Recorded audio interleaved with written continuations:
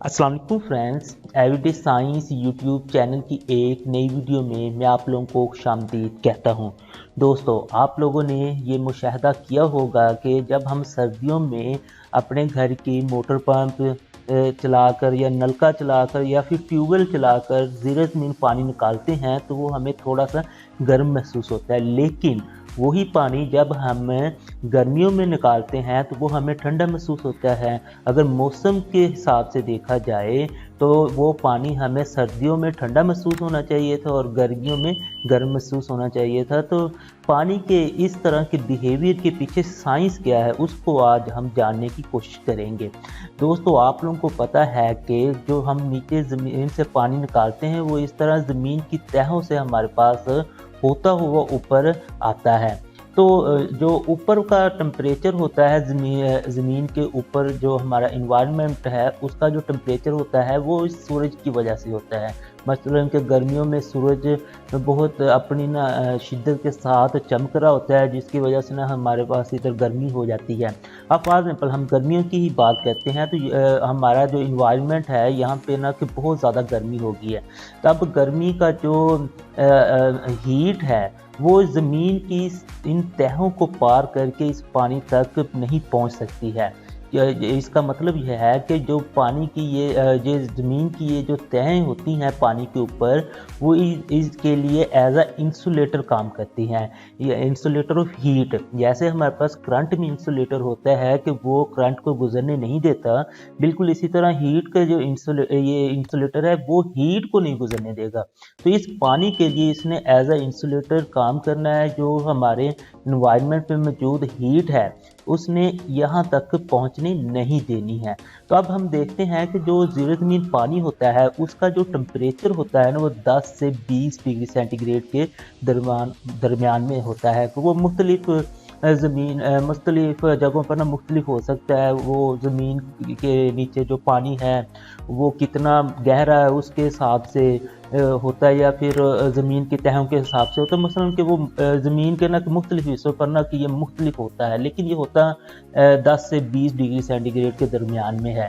क्योंकि इस हीट का इफ़ेक्ट इस पानी पे होता ही नहीं है, तो इसका मतलब है इसका जितना भी टेम्परेचर है वो चाहे सर्दी हो चाहे गर्मी हो वो कांस्टेंट रहता है, वो कभी भी चेंज नहीं होता है। तो हम फ़र्ज़ कर लेते हैं कि इसका कि जो टेम्परेचर है वो 15 डिग्री सेंटीग्रेड है और अब हमारे पास एक बहुत ही गर्म दिन है और हमने ये जो ज़ीरे ज़मीन पानी है जिसका टेम्परेचर 10 से 20 डिग्री सेंटीग्रेड के दरमियान था और हमने फ़र्ज़ किया कि 15 डिग्री सेंटीग्रेड है जहाँ पे हम रह रहे हैं, तो हमने वो बाहर निकालना है मोटर पंप के ज़रिए, नलके के ज़रिए या ट्यूबवेल के ज़रिए। तो जब हम निकालते हैं तो बाहर जो ये सूरज ये इतना ज़्यादा चमक रहा है उसका जो टेम्परेचर है वो बहुत ज़्यादा गर्मी है और वो 40 डिग्री सेंटीग्रेड है।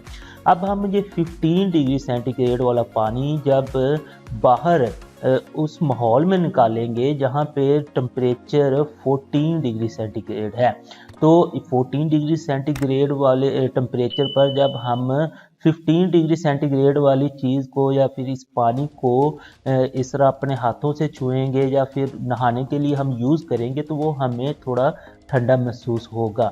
यानी कि गर्मियों में जो हमें जो ये मोटर पंप वाला या नलके वाला या ट्यूबवेल वाला पानी ठंडा महसूस होता है उसकी वजह ये टेम्परेचर में डिफरेंस है।